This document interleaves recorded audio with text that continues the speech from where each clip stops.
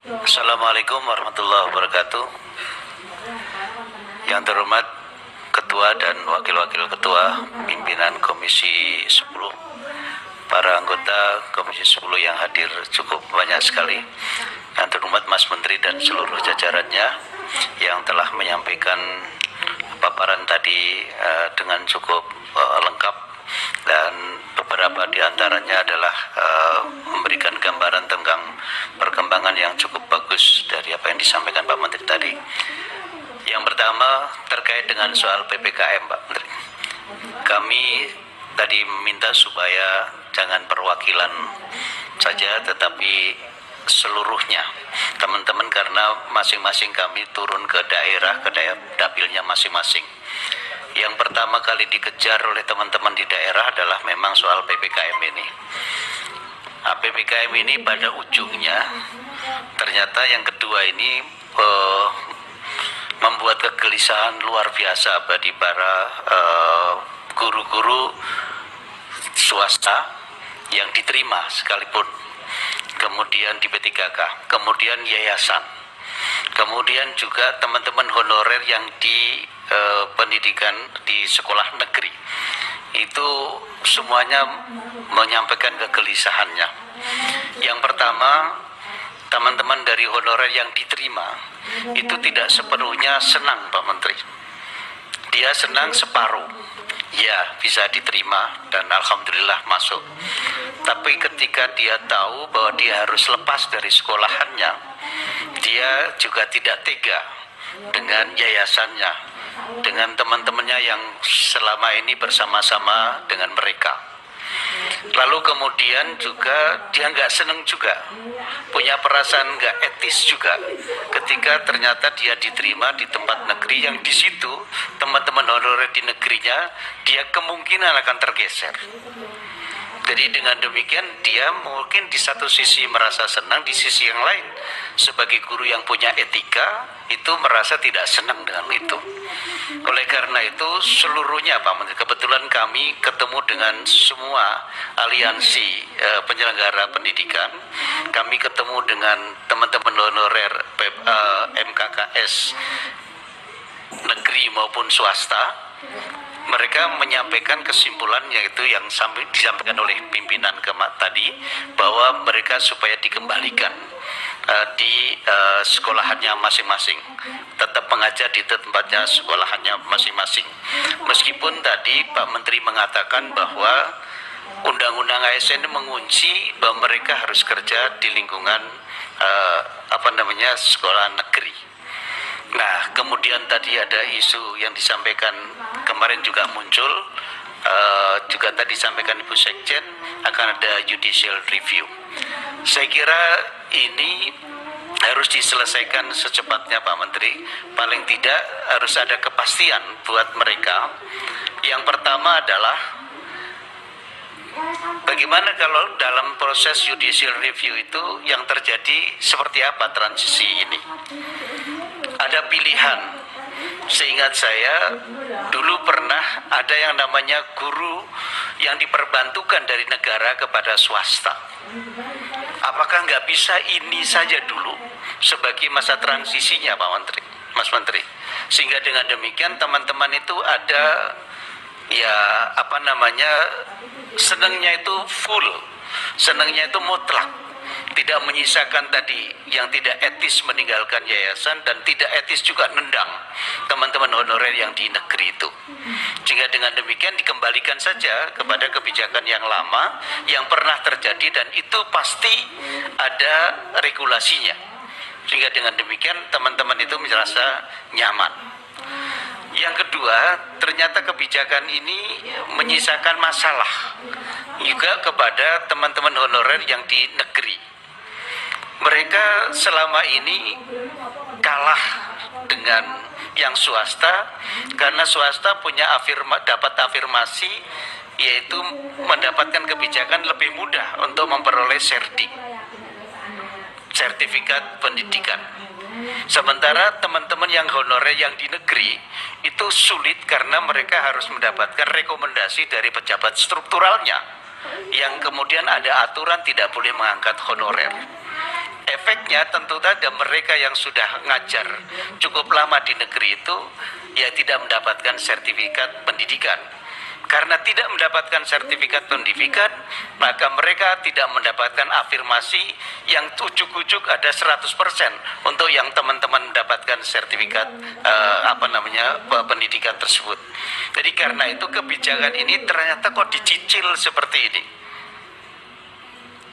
Ketika ada gerakan memprotes kemudian berubah, lalu ada berubah lagi dan berubah lagi. Nah, tapi yang paling ujung yang sekarang ini, yang belum terakhir tapi masih ada yang ketiga nanti, itu ternyata menyisakan masalah yang luar biasa, sehingga kemarin aliansi penyelenggara pendidikan berbasis masyarakat datang ke sini bareng-bareng, plus juga dari PGRI dan lain sebagainya. Yang itu mereka penyelenggara pendidikan yang jauh sebelum negara ini merdeka sudah menyelenggarakan pendidikannya.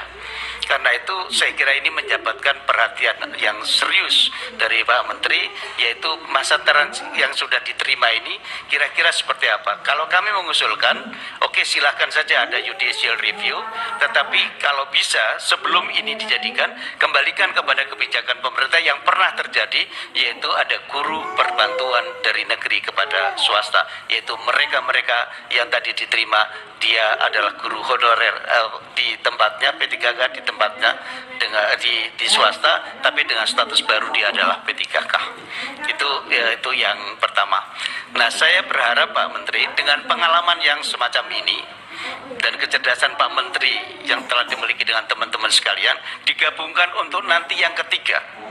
Kami berharap periode yang ketiga besok itu adalah husnul khotimah, tidak menyisakan masalah lagi, yaitu teman-teman yang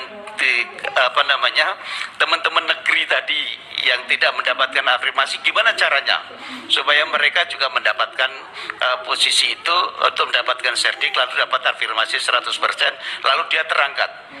Toh kalau seandainya mereka disampaikan semuanya diterima dengan cara kebijakan itu, 1 juta juga jangan-jangan belum cukup. Artinya belum tidak memenuhi 1 juta, masih ada formasi yang menjadi 1 juta full tadi. Jadi karena itu yang di negeri juga bisa merasa happy. Kemudian teman-teman ini juga ada kebijakan bahwa yang diterima itu adalah dikembalikan ke sekolahannya. Bayangkan Pak Menteri, kita ketemu dengan sekolahan yang 12 orangnya guru itu guru produktif semua. Kemudian dia diterima karena memang sudah dia pinter-pinter. Lalu kemudian yayasannya kecabut 12 orang. Yang tertinggal hanya 3-4 orang guru situ. Siapa yang akan mengganti mereka? Kalau diganti honorer biasa ya tidak berkualitas tentu. Kalau diganti yang berkualitas, kapan mereka akan mendapatkan itu?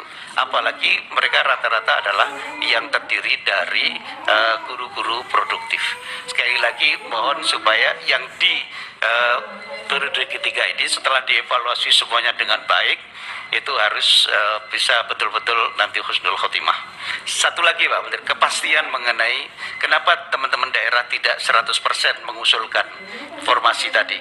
Karena mereka tidak yakin dengan ini akan dibayar oleh negara.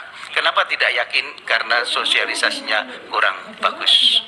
Yang terakhir, kalau besok ketemu dengan teman-teman dari daerah, tolong juga libatkan teman-teman yayasan, penyelenggara pendidikan, supaya mereka tahu persis siapa sesungguhnya dan mau kemana. Kalau sudah P3K, mereka itu bisa nggak kembali lagi ke tempatnya masing-masing. Terima kasih. Assalamualaikum warahmatullahi wabarakatuh.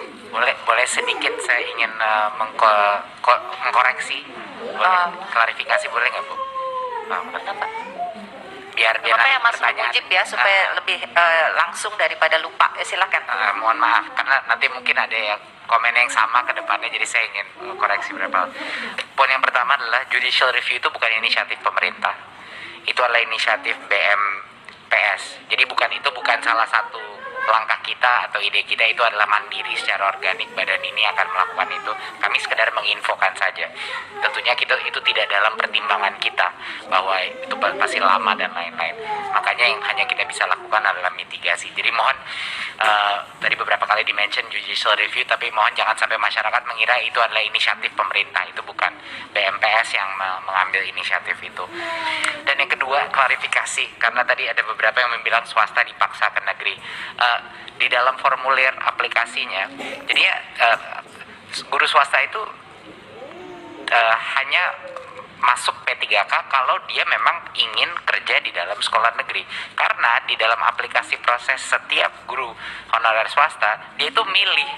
Dia milih di komputer, saya mau ke sekolah mana. Dan semua itu sekolah negeri. Jadi dia tahu dari awal mereka tidak akan masuk itu kalau dia tidak mengetahui bahwa dia harus pindah. Jadi semua sekolah swasta itu secara voluntary memilih lokasi. Jadi itu yang mungkin saya akan investigasi lagi kalau memang ada yang persepsi terpaksa. Tapi setiap guru ini secara voluntary mereka yang memilih sekolah formasi yang mereka inginkan. Guru swasta pun yang mengikuti ronde kedua. Jadinya itu mungkin sedikit klarifikasi bahwa tidak ada pihak yang memaksa ini. Ini adalah terserah dia, kalau ingin menjadi P3K artinya ya dia milih lokasi sekolah negeri. Dan saya mungkin kalau mungkin ada persepsi dari masyarakat bahwa mungkin ada guru yang tidak tahu dia harus pindah, tidak mungkin karena dia sendiri yang memilih lokasinya di mana di sekolah negerinya gitu. Jadi mungkin itu sedikit klarifikasi dari dua aspek itu. Mohon maaf Pak.